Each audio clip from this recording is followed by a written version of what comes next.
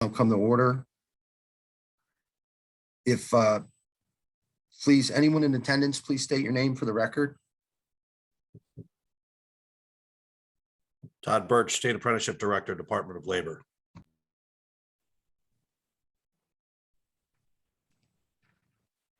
Johnston, public member. Dale Clayton, public member. Peter Kaluzian, unlimited contractor.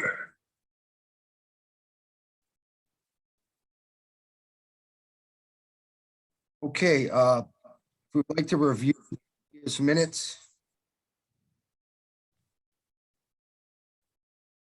And then a board member can, Can I ask something? Did you hear me that I'm here? oh, Roger Hello. Emmerich, did you hear me?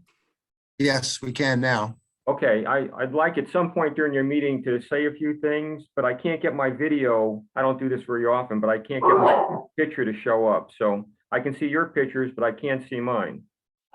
And my video is on, but I don't know why it doesn't show up. Are you part of Department of Consumer Protection or? No, I'm a private homeowner with an elevator. And Okay. I wanted to say a few things during your meeting. When I'm not sure if you have public comment. Yes, we do. Okay, I apologize for,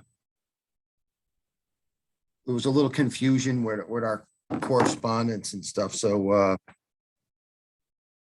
I have a written out agenda, because I do not have one and I still don't. If we can just roll with that, if it's okay with the board. Okay with me, Todd Johnston. Yep, no objection. Mr. Chairman, just letting you know, Leslie O'Brien, Legislative Director from the Department of Consumer Protection, is also in attendance. Morning, Leslie. Hi, Morning. good morning. This is Shamika from Consumer Protection. I'm paralegal over at that department.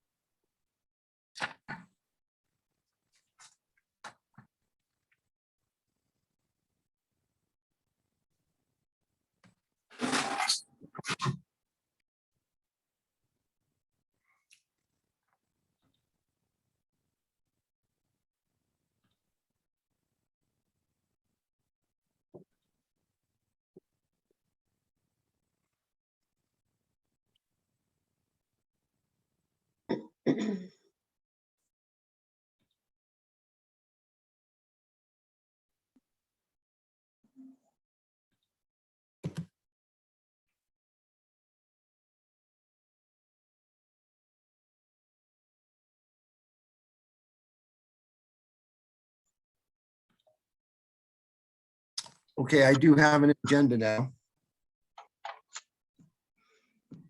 Thank you so much. Is there a motion to accept the minutes as read? If I may, Mr. Chairman, I was not at the meeting, but I did just note there was a couple errors, what appear to be errors in the minutes from the prior meeting. Verinda Birdsong is listed twice under the DCP staff present. He's listed second and last in that. And then under the old business, it says that the next meeting will take place on September 30th. When in fact the meeting is obviously today, September 22nd. And that's old business, paragraph 1 on page 2. Okay, is there a motion to accept the minutes as amended? This is Todd Johnston. There is a statement in the minutes dealing with an email was sent out with some correspondence, and perhaps it was, but I don't I can't see it in my email. This is What part? on page, it is under old business, residential stair lift technician license subcommittee. This says, board members review the documentation distributed via email on this topic. Do you recall when that was sent, perhaps? Yes, it was sent out by Karen. And it was the current regulations for the stairway chair lifts. And it was what the board had drafted that we proposed for the standards for residential chairlift license. So there was one document that showed what the board proposed for the chairlift license. That was a bill that passed, that there'd be a limited license created. And then there was another document basically that showed us what DCP is requiring for a residential stairway chairlift. I do recall, thank you. I do recall seeing the email of what our proposal was. So then that is fine. It just said an email on it in general. But I'm good. So yes, I would say that I'll make a motion to approve the minutes as amended by Dale Clinton. And I'll second that, Peter Kaloostian. All in favor? Aye. Aye. Aye. Any abstentions? I abstain. One abstention? Any opposed? Okay. I'm reading this agenda from my phone here. You'll have to excuse me. Okay, comments, concerns of any persons present. And that was Roger Emmerich wanted to say something? Yes, my name is Roger Emmerich. I live in South Glastonbury, Connecticut.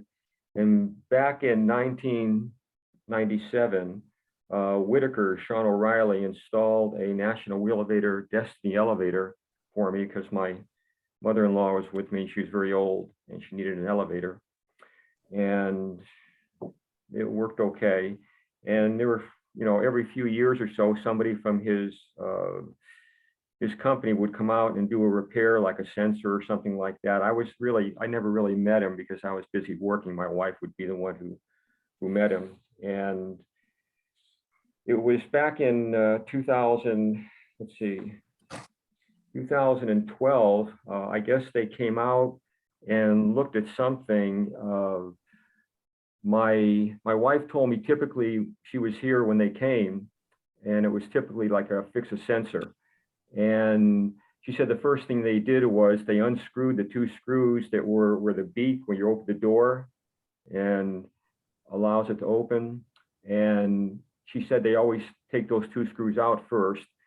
And so I thought I would help them out. I took those two screws out, the various floors, and didn't change anything else.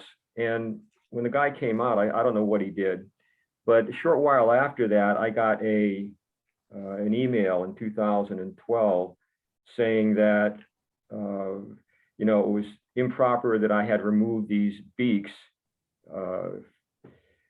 which they do anyway, and they would no longer provide any service to this elevator, which kind of shocked me because he was the only one. And in their email, they said that it was very clear that others were working on the elevator. And that was untrue, completely untrue. And I don't understand why they did that. But then I had to look around for somebody else. I thought if they're not going to provide any service, and I looked around and I found initially there was elevator service company. There was a Will Farnsworth that come out and looked at it and stuff and didn't make any repairs, and just they sent me, when he left, they sent me an email that showed the various things they wanted to do to upgrade, and it was really, really costly. I couldn't believe it. So I looked around and I found a fellow, Mike Barcelo, and he came out and looked at it and he replaced the sensor, didn't cost much. And that was about it. And I really, I had several old people living here in my little apartment for elder ladies. And the elevator wasn't used that much. In 2020, I got an elevator renewal notice and I needed to get it inspected first. And I called the Department of Consumer Protection, and whoever it was back then had, given me a list, and on it was Jack Whaley. And I called him and he was busy and busy and busy. And then he finally said he's too busy to come out. And he also said he had never worked on a national wheel elevator, which kind of shocked me. And I went back and I started calling Sean O'Reilly, who's now at Freedom Lifts, and I got no return calls. And finally he did. He was there when I called, and he was very, very nasty. I mean, I don't even know this guy. And he said he's not going to work on this. And if I want, he can put a new elevator in for like $40,000 or $50,000. And I don't understand his position on that. I really don't know the guy. And so I called another company, Total Access, and a guy named Andrew O'Connell came out, and he was looking for things, and he said they needed a couple of sensor replacements and position sensor. And he seemed very competent. He was going up and down in the elevator and stuff like that. And he replaced the battery because it was a low battery. And he was going to come back out and do things. And then I didn't hear from him for a while. And I called the office and they said he was out sick with COVID. And then he was going to keep me updated. But then HandyLift bought Total Access. And this goes to August of 21 now. And I called them several times and they said they put me on the list, but they never followed up. And I sent Andrew O'Connell, and I called him several times because I said I wanted him to be the one who worked on it. And he never called me back. I don't know what the problem is there. And then that Total Access, now HandyLift, a while ago, they sent me a note saying, well, we're not going to do any repairs because I did buy some parts that Andrew told me to buy. And they said they're not going to do any work, for parts that I bought. And they were the parts that were required. And I had Paul Farnsworth. I called Elevator Service Company again, and Paul Farnsworth in September of 21 came out, and I explained to him what the situation was, and all he did was he charged me almost $1,000, and he spent about an hour or so, and all he did was he looked around. He didn't do anything. Literally made no repairs whatsoever. He was in the elevator. I pushed buttons when he told me to, so it was going up and down, and charged me about $1,000. And he said the batteries were low, and I agreed with that. After he left, because he was doing a lot of checking and stuff, I was wondering why the batteries kept going low. And I've got a degree in aeronautics and a variety of areas of expertise, not expertise, but training. And so electrical engineering is one of them. I can read resistors, capacitors, diodes, and stuff like that. And I was looking at the sheets that came with the elevator, and I went with a voltmeter, and it turned out that the transformer that takes the 120 volts and goes down to 24 volts for the elevator, the output on that was 0. It wasn't working, which explains why the batteries were going dead. So I ordered the same part number from Mauser. They had the same part number, and I got 2 of them. And I explained that to Paul Farnsworth, but he never came out. And I continued to call HandyLift, and they again said they can't come out because they're not going to, do any parts that I procured. And I called the elevator people at the Consumer Protection, and they gave me a list of people who have, qualifications in elevators. And I looked at those that, got their certification back in the 90s, because I figured they'd have more knowledge. There's a big list, and I called them and left a message. Nobody answered, and nobody called me back. I don't understand that at all. And so what I just can't believe that I called Mike Barstow, in fact, just the other day. And he remembers me very well, and he certainly would be willing to make repairs, but he says he's completely overwhelmed right now. And the best he could do is November, December. And he referred me to Sean O'Reilly. He said Sean O'Reilly is the one he refers to when he's too busy. And I explained to him that, Sean had said that years ago that he's not going to work on the elevator anymore. And he was kind of surprised about that. And, one of the things that Sean said, or his company said, was that they no longer work on National Wheel elevators. And Mike Barstow said that, well, no, that's not true. So I don't know what the situation is here. All I'm doing is looking for someone who has an experience with National Wheel Elevator to come over. Right now, I was told, Andrew said there was one sensor that needed replacing. I got a whole bag full of sensors that he told me to buy. And I got the 2 transformers. I got only one needs to be put in that I got. And that's, I think, is all it's needed to make the elevator work. My mother's 95, she lives with me, and she can't go to the stairs anymore. So she's stuck in her apartment. And I wanted to get, in the apartment's on the first floor, luckily, but I wanted to, get it back in operation and get it certified. And I don't think it's going to require a lot of technical abilities or anything, just someone who's familiar with the National Wheel Elevator. And I'm hoping that someone in your group can recommend somebody. Like I say, Paul Farnsworth, when he was here, he was checking everything, and he never discovered that the transformer wasn't working. I discovered that after he left with a voltmeter. And, I paid $1,000 and nothing got fixed. So I'm worried about that. And I called them recently, and I explained that Paul had been out about a year ago, and well, not quite a year ago. And they said, yeah, he remembered me and he'd be giving me a call. And I called a couple times and he never got back. So I don't know what the deal is. I don't know. I'm not a guy who's unlikable. If a person comes, I do whatever they tell me to do. And that's why I'm getting in touch with you.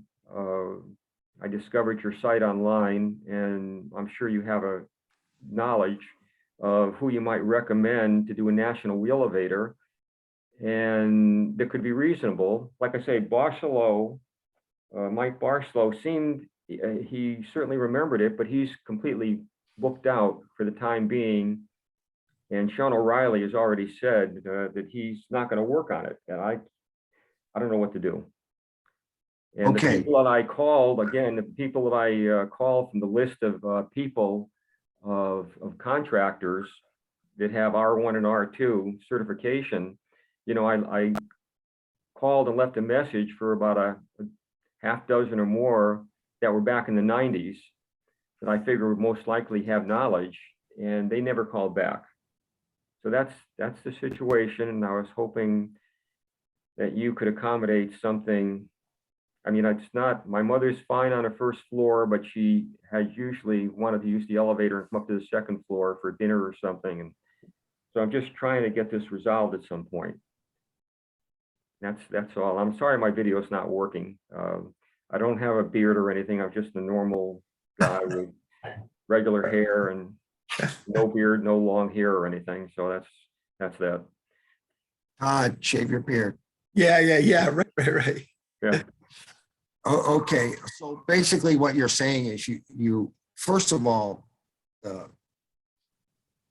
contractors, when someone works on an elevator that are unlicensed, are very cautious because of liability. So I'm sure that's why, if someone thought you were working on an elevator and they worked on it and something happened, God forbid, they're very cautious about that. Yeah, I will note, though, I told him that I did not hire anybody else. Okay. So Yeah. really what you're looking for is someone to work on your elevator and get it running properly. Yes. This is kind of out of our realm here. Um,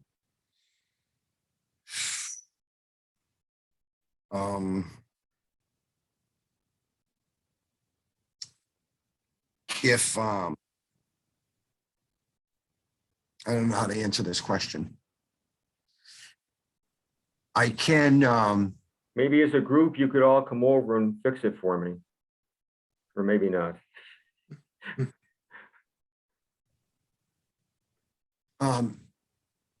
wait, I'm a little confused here. Our new Karen Lehman's replaced, and I'm so sorry, I don't remember your name. Hello? Hello, are you talking to me? No, I'm talking about Shannon, DCP of the looking for host. Shannon. Shannon? Shannon? Are you Yes, there? I am. If you would like, you could give my contact information to this gentleman. Sure. And I can help him out very quickly. I'm just cautious about going out of my realm of a board member right now. Okay, my email is my name, Roger Emmerich, no dots or anything, @cox.net. All right, hold on You one want to send second. me an email. And you can see my name, I think, on the screen. So just Right. And Roger Emmerich, go ahead. @cox.net, @cox.net. And Roger Emmerich has no space or period or anything, just the first and last name together. All right, thank you, sir. Okay, so do you want me to clap or anything? Or should I hang up now? And I don't know why the video's not showing, because I got my camera on and I can see myself in the camera, but it's not showing up on your screen. So I don't know how to fix that. I'll have to work on that. Okay, thank you, sir. Okay, And, so I'm gonna get off now. Yes, if you would like. I just wanted to make note that there is a caller in and I just gave them the ability to speak. So, Yes, can you state your name, please, the caller?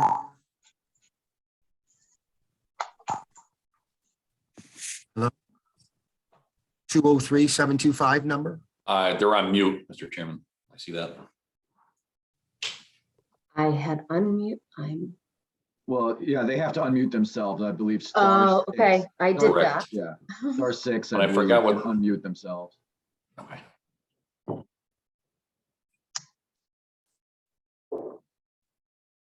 Okay. Okay. Old business, residential stair lift technician's license. So basically, and you may want to hold this. Paul's not here. Basically, there was a request to look at the criteria, excuse me, of the chairlift, what the Department of Consumer Protection is requiring to obtain a residential stairway chairlift license. I sent the correspondence out that we received on what their what they are looking for to qualify to get a chairlift license. I also sent you what we proposed, and it's very rare that DCP, doesn't take the advice of the board and, being on the board for over 20 years. So I did send you what we proposed. So the question is, do we want to propose and upgrade their requirements to obtain that residential stair lift license? And if you want, we can hold it for the agenda for the next meeting. When Paul and Sean are here, they really, that's their end of the business. But remember, we did submit this and we spent a lot of time on this as a board. I think we were going back and forth on it and got some suggestions. Basically created the contractor, limited residential stair lift license, and we proposed the journey person license. And then some additional language with an outline of the minimum standards, basically 1 year, 2,000 on the job training. So I don't know if we submit this or amend it and propose it, it'd have to be a regulation change. Maybe the board can, and make sure, Todd, that you have it. Yeah, I if you- do. I do. I have it right in front of me, John. Thank you. And I think Dale Clayton was pretty interested in this subject too. I think we were concerned. Mhm. Public member came to many meetings, very concerned about it. And excuse me, I don't know his name. I think Bullock Access was very concerned about this also. So the question is, will DCP take our recommendation? Do we send the same recommendations to them? I do not think so. If you want to hold it over till the next meeting where Paul and Sean will attend, that's up to the board. But anyway, that's under old business. So I know that before the last meeting, I sent it out and it was a lot to absorb. Any other thoughts? Any board members got any thoughts on this? Mr. Chairman, I just have one question. I looked this over and you're right. I'm concerned about this as are most of the board members, I believe. My question I had for you is, the changes reflect a change from residential dwelling to single-family residential dwelling. If it's a multifamily with a common staircase, where does that get covered in the licensing? Because if we're limiting to a single family, what then license do you need for a multifamily? And so I'm just wondering whether there's, something that's gonna fall through the cracks as a result of, making this a single family residential dwelling. Well, I'm gonna have to send some more correspondence. I believe the DCP has defined residential. I remember seeing it and I apologize, I don't have that with me.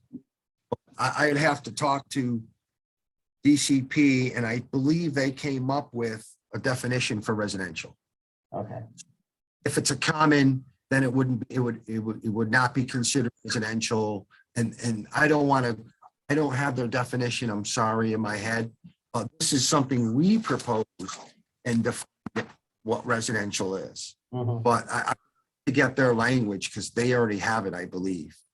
And I believe that Mr. Hobart had sent it to us. I just, apparently I didn't have that. Let me see if it's in the correspondence that I got from Richard. I believe they defined it. I just don't have it. Okay, So I can get that going for you and send that out to the board. yeah, maybe if we take this up next time around, maybe, that's something that we have before then would be great. I just want to make sure there wasn't something falling through the cracks here is all. Yeah, and I really believe that they defined it when they did this. Okay. I apologize for that. John, if you don't, Okay, this is Todd. I'd like to speak up a little bit on that. And thanks, Dale, because as you were discussing that, it made me think, I know there was a lady that went to my church and I went to visit her and she had a common hallway to like 3 condo units.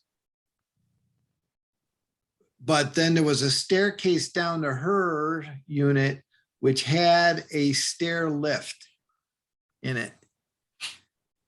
So understanding the single family thing and, as Dale was saying, could fall through the cracks.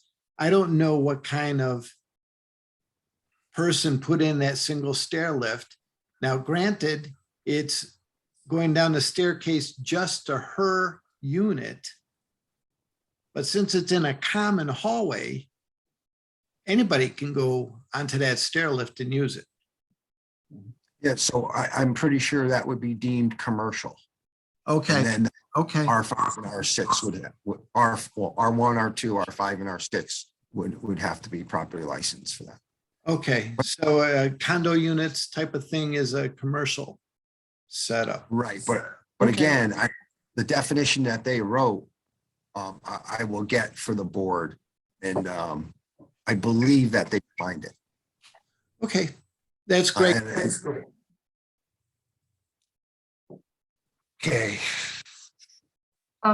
Chairman, yes, I would advise that any changes that the board decides they would like to these regulations, that you actually talk with the general law committee at the legislature, because when this law passed and there was a debate at the legislature about the purpose for this, and pretty sure you all had a lobbyist engage in that discussion as well. What is written in these regulations is based on research that was done by the department, consultation with the legislature in terms of their intentions for what they wanted based on the statute they passed. And of course, we consulted, as you know, although you didn't agree, we consulted with the board.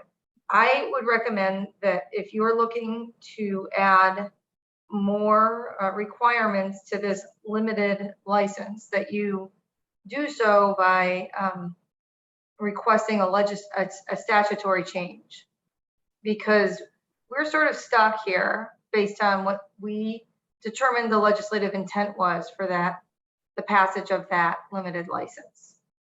So I would recommend that you consult with members of the General Law Committee and others. Frankly, there's a desire, as you know, from your own testimony, the last couple of sessions, they actually want another limited license for vertical lifts as well, similar to what this does. So I would recommend that you start talking with legislators, since this really was driven by the legislature. thank you. Okay. Let's see.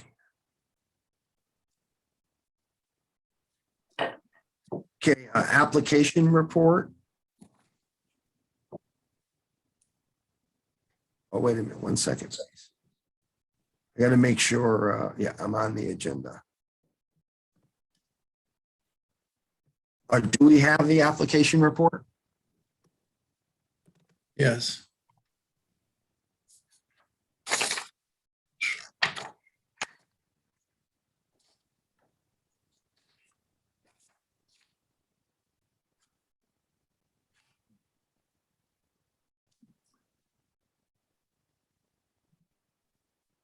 From what I could see, there's only 2 entries and they're both closed.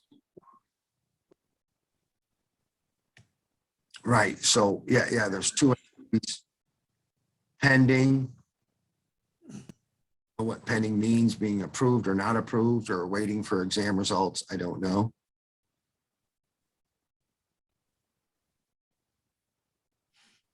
Okay.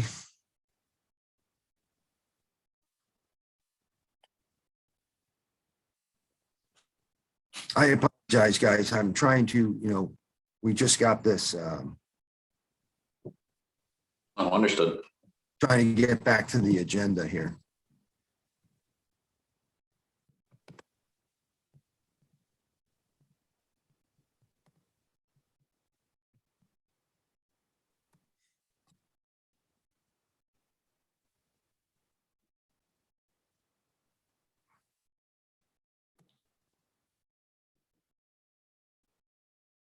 Okay, under old business. Okay, at the previous meeting, we had someone ask, I talked about the dangers of the trade and why we had a written agreement with the prior commissioner on reviewing applications that didn't meet certain criteria. Someone, I think maybe it was a DCP attorney, I'm not sure, asked to send that to them. I did send it to Mrs. Birdsong, but she's no longer here. And then I resent that to Jason Cohen so they can look at that. That was our agreement that the DCP was following. And we were reviewing applications that did not meet a few, and all the board members know, some criteria. So they have that documentation. They asked for that agreement and I sent it to them. Okay, let me get back to this. And that was sent, apparently, Mr. Cohen did get it recently, and we can put that on the next meeting's agenda. But I did get that on in time. It got lost in the shuffle here. Okay, anyone else got anything? That's pretty much it on the agenda. Hi, this is Todd Johnson again. John, I wanted to mention, when we were talking just about the changes we wanted to make with the stair lift law, adjustments to it. And we were recommended by that lady to go through legislation to have that changed. So I go through the legislation office building, I guess, so making an amendment to a current law. I just want to mention that I'm part of what's called the Connecticut Cross Disability Lifespan Alliance. This is a group of individuals and organizations that represent all disabilities in Connecticut. And they are very vocal and have gone to the legislative office building and provided testimony in support of different changes to legislation. I'd love to get them involved if we need to go this way and we can get more just public people out there that use elevators to show their interest in adjusting this law to what we're requesting to make it safer for more of Connecticut's residents. So I just want to offer that to you. In case we have to go that route, I'd love to perhaps have a representative from the Connecticut Cross Disability Lifespan Alliance attend our meeting and talk about what they've done in the past as far as, in a way, lobbying to get laws changed. Well, that's great. And, I think last year, we were going to draft a document opposing some legislation that we felt that would do harm to the general public. And we were advised that we cannot do that as a board, but as individuals we can. So I am also involved with watching out for things and testify. But I'm going to look at the bill. We're not going to be trying to change what was passed. I believe off the top of my head, the bill said in consultation with the examining board, DCP will draft regulations for this residential stairway chairlift. So I think what we're doing, I certainly, we would not want to, overstep our bounds. This is just about the requirements to obtain that license. It wouldn't be changing or interfering with a statute or a bill that was passed. But I have to review it first. And Leslie is really, obviously sharp on this. And I understand what she was saying. But what we did, Leslie, was I think they asked, the DCP said, hey, listen, what do you think about the criteria for this license? And that was in the bill that they worked with the board and come up with a limited license. But again, you have it at the top of your head. I don't. It was a long time ago. What I would tell you is this, sorry, Mr. Chairman, I'm sorry to interrupt, but when the bill was contemplated, and I think that was 2017, there was actually a desire to remove requirements for any licensure. In fact, just to allow home improvement contractors to do this work. That was the proposal. And based on input from everybody. They agreed to create this this limited license instead. However, what we were told, and during that time in 2017, it was very clear that the intent was to make this a much more accessible limited license where the requirements would not be what you're proposing now. So that is why I say, well, you're correct. What the statute says is broad and gives the department more discretion in terms of what to write in regulations. We do know from going through the process during that debate and during that session, what the intent of the legislature was. And so if we did anything that made this as restrictive as you're now contemplating, we would not feel comfortable doing so without it going through the legislature. And so that is why I'm recommending to you that you start there. May I ask you something, Leslie? You don't mind? Mhm. Well, we haven't drafted anything to make it more difficult. I- In other words, I've the read what was in the attachments, and what you want to do here would definitely be more stringent than what is currently in regulation. oh, I'm sorry, I should have explained that a little better. That was originally when we were asked to come up with something. That was, well, it must have been 2017, right? From DCP. So that was old. We were just reviewing what we proposed and what the department is looking for. So that wasn't recent or anything. We're not proposing that. So if we come up with something to put some people at ease with safety, wouldn't it be prudent for us to run it through DCP first before anything and say, hey, what do you think about this? And because, right, would that be the way to go? Like run it through you first? And because if we draft a regulation, which we can do with DCP, right, according to statute and reg, you're going to say yes or no anyway, right? Well, we're going to move it forward or we're not. So would that be better? Like if the board members felt we could adjust it, maybe a little more education in there. I'm not saying it was what we proposed. So you're telling me that you haven't proposed anything yet? Is that what you're saying? No, we have not. This was early on when we were asked to come up something with DCP because of that bill stated that we kind of had to. We came up with this and DCP went a different way, and that's fine. But some public members attended many meetings and they were concerned about this. And so we came up with it. So maybe there's some concern from the general public. We can come up with something, maybe a little more education, maybe not, and then run it through DCP to see if they would go with it. So we didn't just draft this and say, we're going to, ask DC to submit this as a reg change. It was just information in the past on what had happened, like what we propose, what DCP does now, and do we want to adjust that maybe for a little more safety for the general public? That's all. So I think if we did anything, and hey, we should maybe add a little more electrical experience.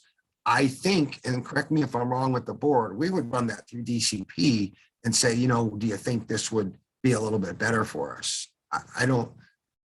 So am I explaining myself a little bit better now? This wasn't something we just drafted. This was in the beginning. And we had some concerns. I suppose if you're coming up with a different proposal than the one that has been, I think, on the agenda the last few times, certainly that's fine. And you're free to do whatever you want to do. I'm not telling you what to do. I'm advising you that if what you do or what you're asking for is something that makes it more stringent than the requirements more stringent to obtain this limited license, then I would recommend that you do that through the legislature, because we are not interested, at least, we're not interested in doing something that creates more of a hurdle for people to be able to install these machines at this point. Based on all the research that was done years and years ago on this issue, we haven't seen any issues with consumers being harmed based on the way that this limited license has been drafted and people have accessed it. and have installed these. If you have evidence that shows that there have been problems since this limited license was created, that should require additional education or, another licensee to be involved, then fine. I'm just letting you know that without all of those things, barring all those things, requesting an amendment to the regulations that makes it more difficult for people to get this license, this limited license, we would advise at that point, if you didn't have all of the sort of evidence as to why this is necessary, that you would in fact take this up with the General Assembly. Because from our perspective, this was done based on their directive. And the intent was to make this an easily accessible limited license for people to be able to install these without having to go through the same kind of lengthy apprenticeship program or have the supervision of an unlimited contractor after they've gone through a little bit of training. So again, it's up to you. You all are free to do whatever you so choose, but my advice would be to work with the legislature if in fact you're trying to sort of reverse what is here.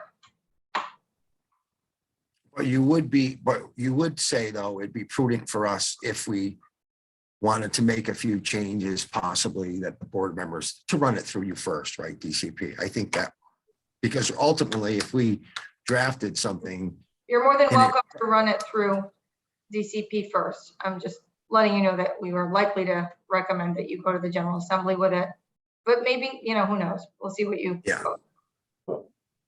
okay.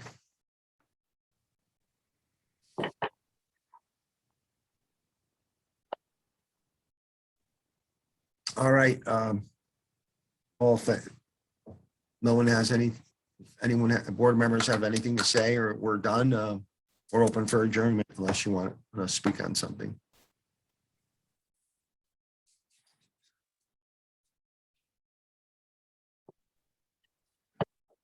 I make a motion to adjourn meeting.